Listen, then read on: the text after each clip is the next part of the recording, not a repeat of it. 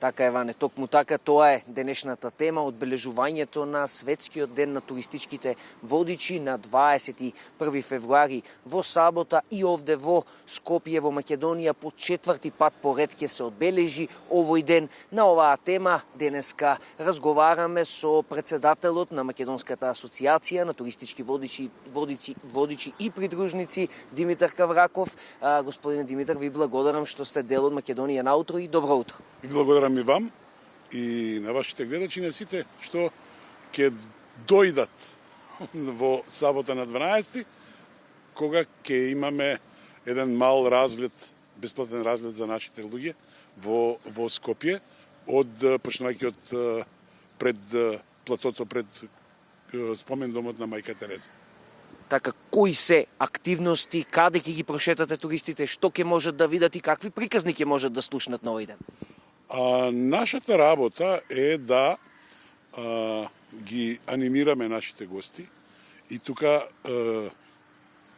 учесниците на тој разглед ќе може да видат како ние тоа се однесуваме со гостите кои што секоја година се повеќе ја посетуваат Македонија и особено Скопје.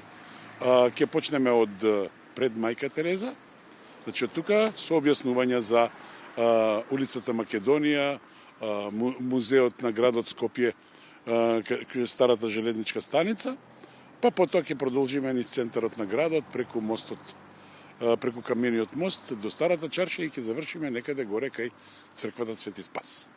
Така, ова е веќе четврти пат поред. Како беше интересот досега? Дали имавме посетеност на овие тури, би рекол?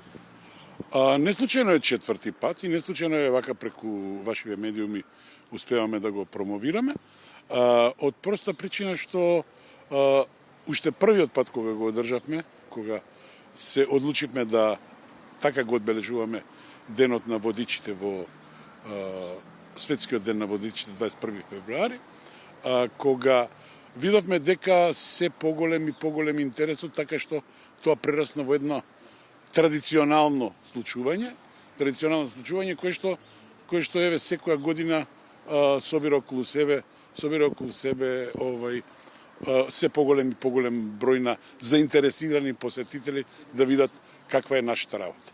Така, дали тој ден е еден туристички водич или имаме повеќе кои што раскажуваат, приказни ги водат оние сите кои се заинтересирани?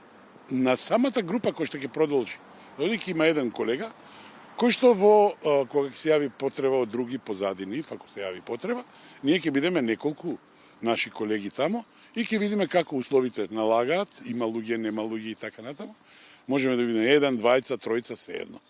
И така што ќе задоволиме сите потреби кои што се во тој момент кои што ќе ни бидат предочени од самиот настан. Така, дали странските туристи се запознати, очекуваме ли и странски туристи? Малку сме надвор од сезоната за странските туристи.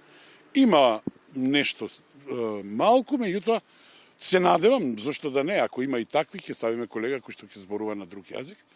Имаме ние и турски, и англиски, и германски, и шпански колеги кои што ќе можат, ако има некој, ќе биде добро дојде. Така, дали покрај во Скопје и во некои од другите градови се одбележува Светскиот ден на туристичките водичи во Македонија? Треба да се одбележи во Охрид и во Битола,